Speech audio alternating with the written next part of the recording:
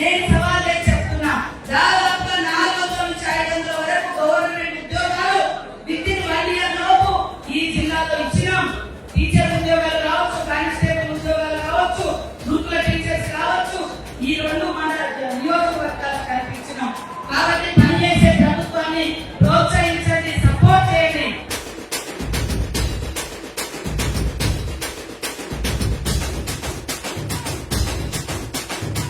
మరి ఘన విజయాన్ని తీసుకొచ్చి ఘనంగా మళ్ళీ మన ఎమ్మెల్సీగా చేసుకొని నరేందర్ రెడ్డి గారికి ఘన